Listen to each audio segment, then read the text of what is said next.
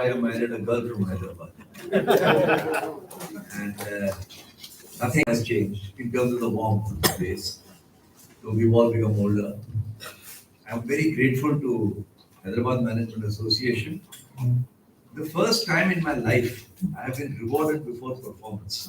With the song, I'm not even performed, but thank you. That shows your faith in the Nanduru of Hyderabad. I also am grateful for the distinguished audience that is assembled here. Maharathis are sitting in the front, former bureaucrats, enlightened businessmen sitting here, academics. What more can I ask for? And it's a Saturday evening. I can promise you that whatever I have to say will not put you to sleep, but will perhaps provoke a little bit of thought. And that's not a bad way to spend a Saturday evening. First of all, I want to say that in this book that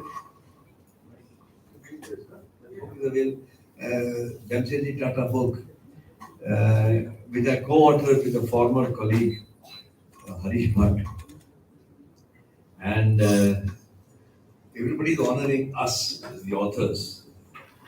But the story is a good one. We just happen to be the storytellers.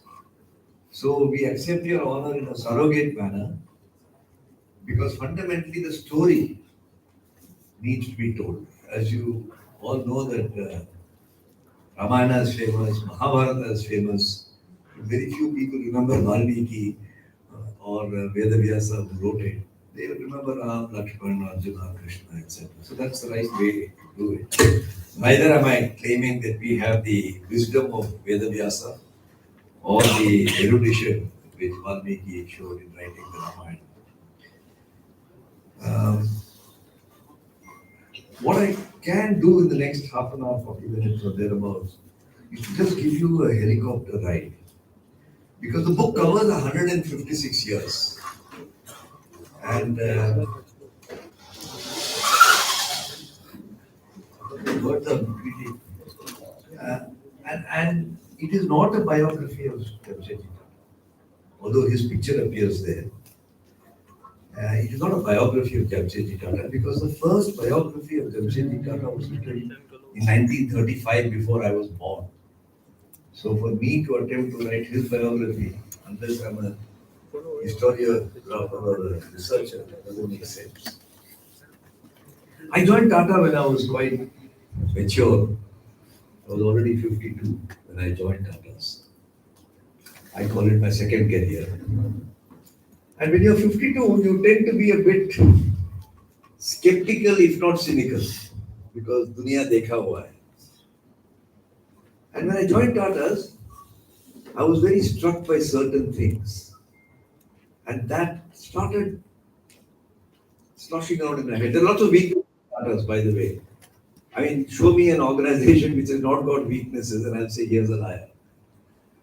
Just like all of us human beings, we have got our own weaknesses. And the only person who can tell that to your face is your wife. And in the same way, every organization has its weaknesses, it makes its mistakes, some of which are covered in the book. But this is not an analysis of Tata. It is about something very, very distinctive that even a potentially skeptical, cynical guy like me could detect. And I said, this is a story that must be told. And I collaborated with my young friend who is not here today. And what is that distinctiveness about Tata? I am now going to make an extreme statement.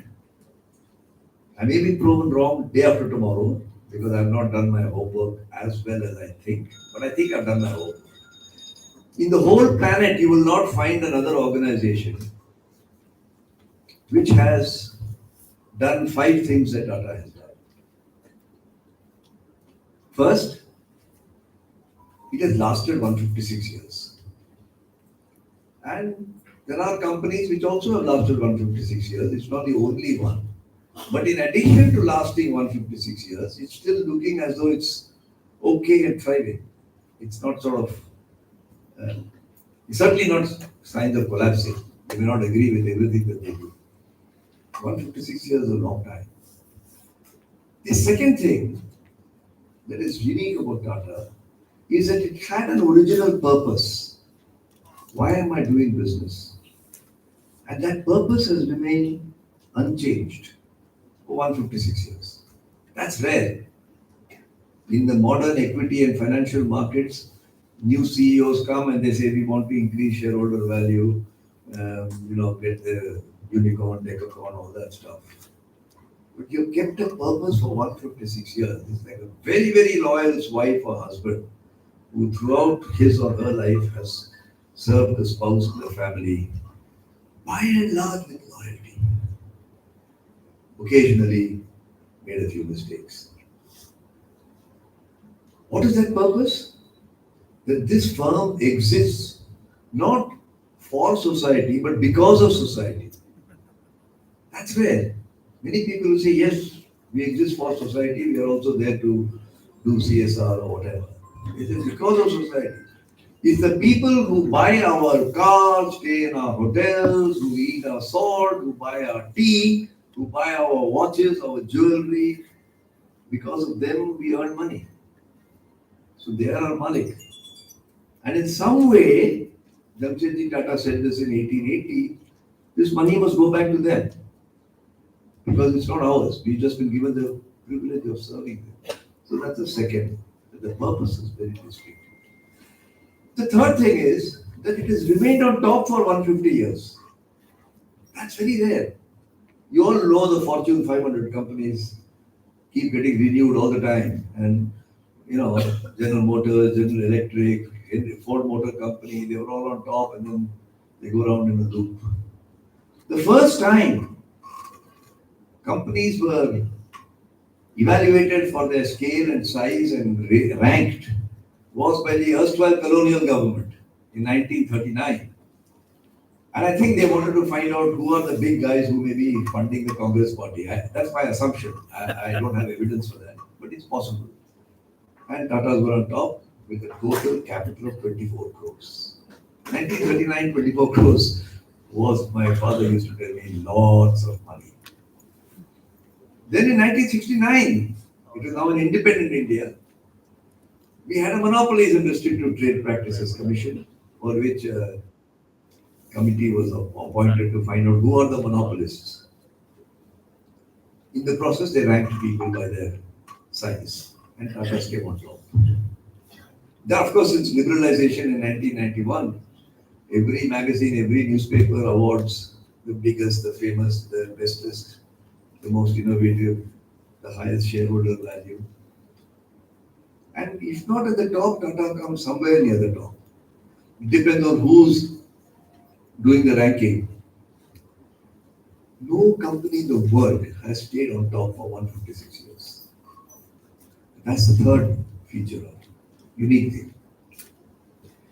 In writing this book, I did a lot of reading of biographies of great industrialists to see how they worked on these aspects. I found Andrew Carnegie for steel, 500 pages. Henry Ford for automobiles. Thomas Edison for electricity, and Nikola Tesla. Conrad Hilton for hotels. John Trippett for airlines. He's the one who set up Pan Am. And coming to more recent times, and then DuPont for chemicals.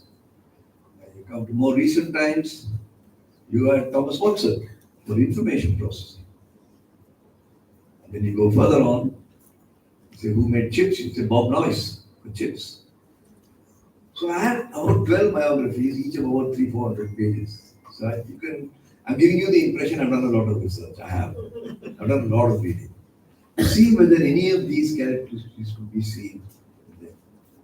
But in the process, I came to a stunning reality which is in front of me, but sometimes you don't notice reality. We all lead our lives thinking we know, but actually sometimes you suddenly stop. Your little daughter was so small and suddenly she's become big. All of us stumble on that. That in India, if you had to write who's done all of these, it's only one name. It's Tata. How the heck does Tata Tata managed to do all the things that required 12 or 14 people to do it in other countries, and about whom I have written. So that was another thing that sort of caused me. And the last thing about Tata, which I found very, very unique, which motivated me to inquire into this subject, is that throughout this period, not only has the shareholder been rewarded, there have been ups and downs. There have been times when you've not made profit, you had to cut dividend. But throughout this period, every Tata entity kept doing something which affected the community. Whether it's a cancer hospital, or an institute of fundamental research, or an institute of science, or many other things which I won't go into. But the problems of our nation, unfortunately, are so large that, as economist Alfred Marshall said in 1910, when an Indian economics student called B. Mukherjee wrote to him and said, "How can India progress faster?" Alfred Marshall wrote, "If India had a score or two more of Mr. Tatas, India will be unstoppable." Whether we have a score or two more of Tatas today is a matter for each person to decide. I'm not saying we don't have or we have, but we need more. For those who didn't study in the old days, a score is 20. So he said if you have 20 or 40 Tatas, it will be good. We actually need 200 or 400 Tatas for this country to progress. I do not believe Viksit Bharat will happen in the way we have thought of it in the public imagination if we do not have sustainable, humane, and enlightened private enterprise. And government will be the first one to admit that it can't be done by government. Government can do its bit. Creating entrepreneurship or business at any cost is not what I'm talking about. I've used the word Shri, as he said in the introduction, because it's sustainable, humane, and enlightened. Now, what that means, you can write another few books, but I shan't go into that subject now. I shall restrict myself to making the point because it communicates. Most of us understand what I'm saying. I sat down. After I retired, I felt I had the perspective of time and some amount of remaining intellect, whatever was left after my retirement, to think about all the years that I've lived through. And I said, let me write down the name of 20 companies which are sustainable, humane, and enlightened. One of the characteristics of that being they are non-controversial. They're not in the newspaper every morning. They will be in the newspaper from time to time. That's not a bad thing. But if you're perpetually in controversy, with one agency or another looking after your people hospital, I consider that a controversial person. This is a subjective valuation. You can disagree. I find it difficult to get more than 10. I found it difficult to write more than 10. And even that 10 could be argued about. Somebody may say it should be 7. That is a pity. Then if I put it to 100 people, which I have not done, and then, so I used to run a program when I was in Tata Management Training Center was part of my portfolio. And young people would come there. I said, write down the name of 10 companies you respect. People wrote 15 companies. I said, write down the name of 15 companies which you love. They couldn't go beyond 1. Or 2. Max 3. I said, can you respect and love a company? How can you love a company? It's an inanimate object. I said, this is the mistake. A company is a living machine. It's not an inanimate object. If you're going to create an inanimate object as a company and you can't love it, then you must ask yourself, why are you creating the company? And people who say, I put up a company to do some business, and I say, why do you want to do business? Because I want to earn money. Why do you want to earn money? Because I want lots of it. I said, is it possible for a company to have too much profit? They said, no, it's not possible. You must be able to celebrate your son's wedding for 10,000 crores. Otherwise, what of the world. I said, do you need oxygen to breathe? Yes. Where do you get your oxygen from? Through the air. How much oxygen is there in the air? 20%. If I gave you 100% oxygen, they said you'll be dead in a few hours or a few days. It's possible to get too much of a good thing. And oxygen is only an example. And profit is definitely the oxygen of a business. You don't need more profit. If the air has 20% oxygen, maybe your profit should also be only under 20%. If you've got wealth, it is beyond that. And in my research, I went and saw a study that when Swami Vivekananda went to Chicago in 1893, all of us know the story of Swami Vivekananda. He was a fiery speaker. He took America by storm. And in those days, the person who was the richest man in the world was John D. Rockefeller. Whether he was Ambani or Adani, they can decide, but he's in that league of that time. And he made a statement because the audience was largely American enterprise people. They said, Swamiji, you're so captive, you talk about highfalutin stuff. We don't understand what you're saying. We are business people. Tell us what we should do to run a good, clean, nice business which is useful to society. By the way, all this is recorded. I'm only quoting from the stuff I've read. So Swamiji thought about it and he said, well, if you want it without the philosophy, but you want the essence of Vedanta, then I would advise to do only 4 things. It's so easy, you can write it down, but you find it damn tough to practice it from home. Now, what is the secret? Tell us. Vedanta's secret for business. Number 1, he said, become self-aware. Your enemy is not outside yourself, it's within yourself. To an American audience, this sounded very strange. To an Indian audience, it will at least sound familiar, though they may not know how to do it. You may go to Baba Ramdev to find out. Advice number 2. So what is number 1?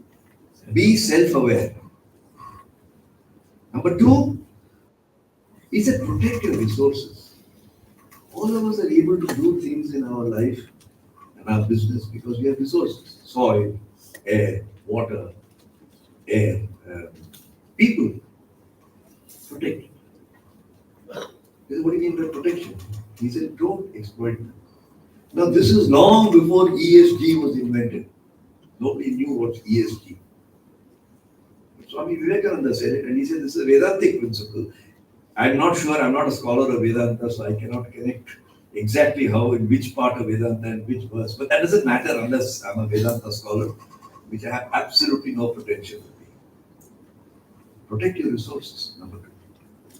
Number 3, he said, make sure you serve others before you serve yourself.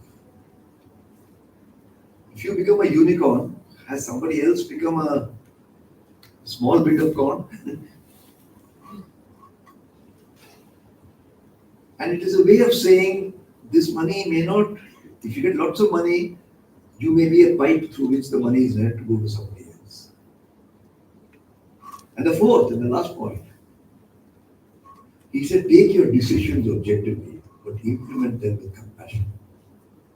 Capital without compassion is of no use. He said this in a capitalist economy in 1893. One of his disciples was the famous French opera singer called Emma Calvé. I mean, in the 1880s, 1870s, she was the top. She was the Taylor Swift of opera. I don't know if she would like to be described that way, but let's say she was worth a lot of money. And somewhere she took a fancy to Swami Vivekananda and became his disciple. And when she heard this, she went to her dear friend, who was a guy called John D. Rockefeller. She said, hey, John, you must come and listen to this guy. He came. And Emma Calvé has written this in her diary, which has been translated, and there are 10 volumes of Vivekananda's speeches and sayings, which I have not gone through all 10 volumes, but I found the story there. And John D. Rockefeller sat in front of this guy sitting on the floor with his legs crossed, with that type of, incline. Swamiji looked up at him. He said, I believe you're the richest man in the world. He said, yeah, that's what they say. He said, how much richer than the average American? He said, I don't know, maybe 100 times. Swamiji said, do you think you're 100 times smarter than the average guy? And Rockefeller said, I must be, otherwise, why should I have the money? He said, has it ever occurred to you that you are a pipe, you are a conduit through which this must go back to society? He said, what utter rubbish? I worked my butt off, and this is my money. He said, okay, that's your opinion. I just leave you with the thought. John D. Rockefeller went back, and I can imagine now, it is not in the diary. What a crazy guy, this Swamiji sitting in a saffron robe, saying, I'm a pipe. I'm not a bloody pipe, I'm John D. Rockefeller. But he thought about it. Swami Vivekananda had this very unusual characteristic of putting a thought into your head and just leaving it there.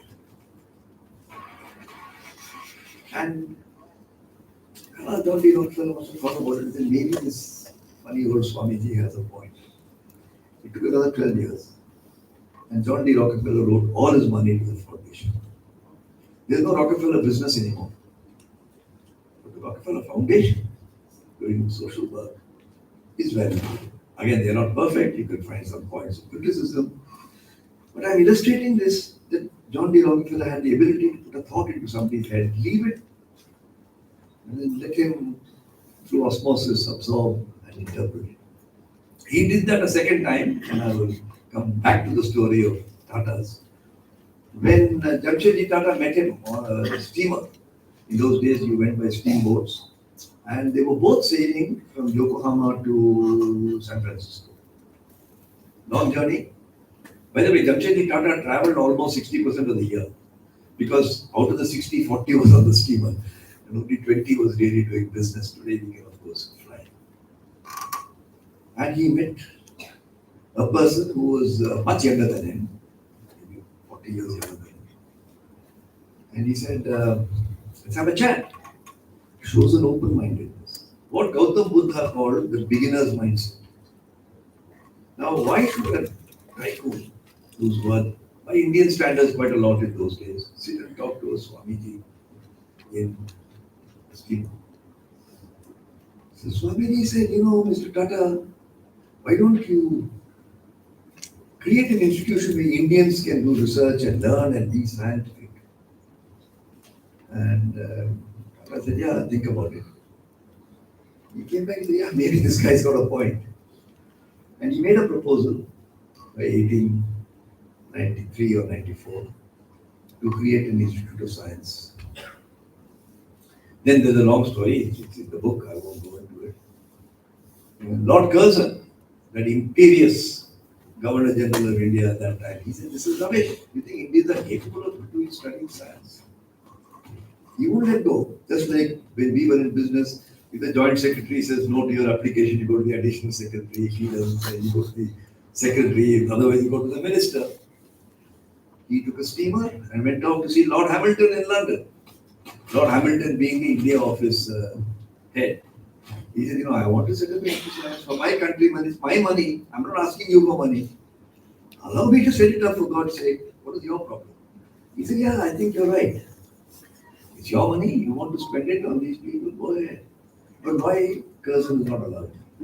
So he sent a file note, to use our bureaucratic expression. And Curzon said, if you want to seek your money, you do what you like, go to hell. And Swamiji, JAMSETJI TATA went to the Maharaja Vadyar of Mysore. He said, I got land in Bangalore, you can take it. And that's how the Indian Institute of Science came. What does this show? It shows that a leader of the future, whether in that generation or today, must have an open mind, must be willing to talk to multiple people, And all of us have 3/4 of a closed mind, but we like to believe we are open-minded. And he must be persevering. And if I think this is good for this country, I'll do it. Just like when he wanted to put up a steel plant. The guy said, if Indians make steel, remember, steel was what the equivalent of artificial intelligence today. It was the technology. Mr. Rao is sitting here, he's working in a steel company. Where is Mr. Rao?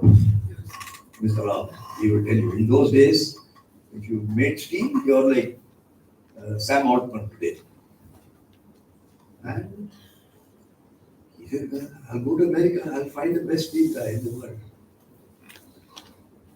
And then there's a story around it, which is all over both of those. And he brought him here. Not only did he bring him here, he made him live in JAMSET, which was a bloody hole of a place in those days. Sakshi it was called. And he came with his wife. And they stayed here to help us to learn how to make steel in those days.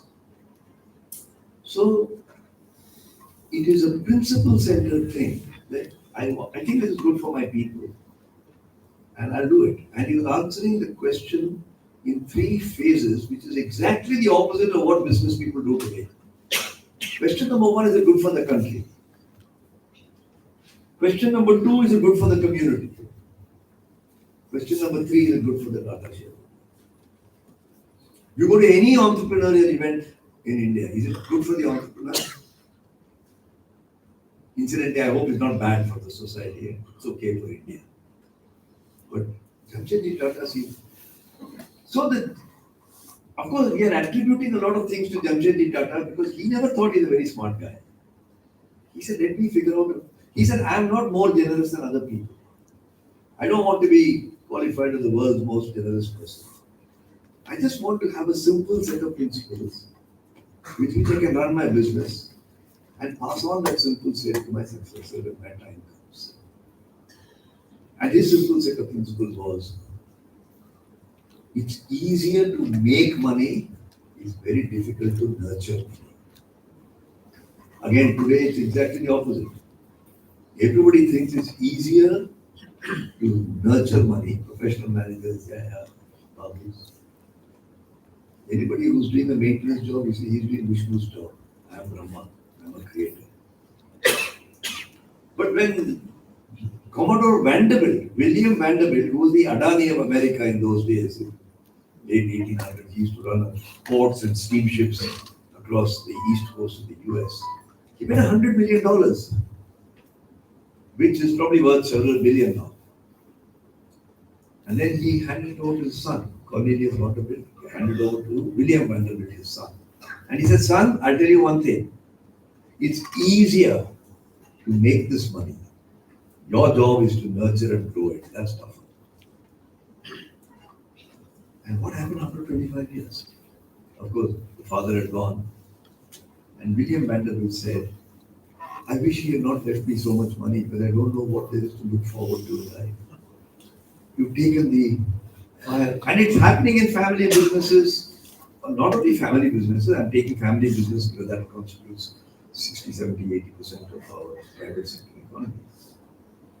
Now, people think the job is to make money, and that's the cleverness. Raise funds, take loans, make lots of money, and other people can manage it. I take the big decisions. And JAMSETJI Tata, when he was dying in Germany, he had to go there to the sanatorium because health facilities were not good. On his deathbed, he told both his sons who came to see him, Dorabji Tata and Sir Ratan Tata, who was the grandfather of this Ratan Tata, whom we have now bid Shraddhanjali to. He said, sons, with great difficulty, coming from a small village in Navsari, I made all this money. If you can't increase it, at least protect it. Same sentiment. It's tougher to nurture money and grow business than to. So, I think entrepreneurs are very good. You need new ideas. But the number of people who can sustain, be humane, and be enlightened as to what to do with the money are very few. And that's the reason why I wonder. I'm not willing to make a statement that India doesn't have enough Mr. Tatas, JAMSETJI TATA. But I wrote the piece that you referred to this morning, the Business Standard. I said that kind of capitalism, it's winner takes all. Grow fastest, biggest, and be biggest. Dying, it's not dead. And I'm now on in my years. But I hope by the time my son is grown up, grown up enough to figure it out, or my next 1 or 2 generations, they will think that I'm running a business for society. Incidentally, I'm also paid and I'm living comfortably. There's nothing wrong with it. Absolutely nothing wrong with that. But many family managed businesses think the business is mine. And I once got into a debate with a family owner who said, this company, my son must follow me. I said, but it's not your company. He said, of course it's my company. I own 52% of the equity. I said, but who owns the other 48? Who's buying your products? Who's working and giving his sweat to your company? They are all stakeholders in your company. You may not call them shareholders. How can you assume your son is good enough to take over? And of course, wrong decisions made on succession can very often destroy a business, whether it's a family managed business or otherwise. So when we wrote this book, we wrote 10 P's. Principles, philosophy. I should close up in the next 5 minutes. And under each P, we explored the philosophical dimension. What is a business philosophy? Many people say, "Kya philosophy ki baat kar raha hai yaar? Humko dhanda karna hai." And I'm like many people, everybody can't, to escape out of that gravity and come to a new gravity. Business has a philosophy, like your life has a philosophy. You may not articulate it. You may not be Mahatma Gandhi. You are not Mahatma Gandhi. I am not. But still, you have a philosophy. And if you have a child in the family, your son or grandson or whatever, you go and say, Ayushman Bhava. Nobody thinks of his child as anything other than long lived. Then fate may do other things. Why should you not do the same with your company? If I'm starting up a company, why should I not say this must have a Dirghayus for 100 years? Why should I assume I'll make it fat and sell this and then I'll buy a house in Banjara Hills or wherever is the right place? I don't understand that you can create companies not worrying about how it will live for 100 years, 150 years. And so I studied Japanese companies, which are 400 years old. And their way of thinking is vastly different from across the Pacific Ocean in the US. All our management, and I see there are academics here, so I nod my eye at you without pointing my finger at you. Please teach people that the purpose of management is not to study. I'm nothing against American methods. I also went to Harvard. I also studied the same case studies. But remember that there's no business without compassion, which can live long. So is there a case for compassionate capital? And if so, how should it be and how do we train our young people to come out of management institutes? And in a small way, the stories that we have written, because each of the P's is followed with 3 stories. 3 examples that are stories from Tata's history. One of the early period, one of the middle period, and the last period. So that you are demonstrating that this P has stayed true for 150 years. It's not just a flash in the pan. You can go on saying the founder of the wonderful man, but to the founder's 7th generation, today Chandrasekhar is the 7th generation. If you can keep a philosophy going for 7 generations, it doesn't mean you're going to live forever, but you achieve something which many people have. And therefore, it is every morning for 18 years, I go to the office at 9:30 and come back at 7:30, and I will work with this man for whom you given us Shraddhanjali. And when I see him, his successors, and potentially his successors, because I cannot predict the future. I see that spirit painting. And I would like that spirit, that torch to be lit in many other places. And I'm very grateful to HMA for giving me a chance. And never feel that वो सब उनके लिए है, हमारे लिए नहीं है. वो जमशेदजी टाटा अलग है. वो महात्मा गांधी का काम है, हमको जो मन दिया हम करेंगे. There's a bit of Gandhi in all of us. There's a bit of Vivekananda in all of us. There's a bit of Tata in all of us. उस दिए के जो विक है उसको जरा ध्यान से लगाना चाहिए. Thank you very much for listening.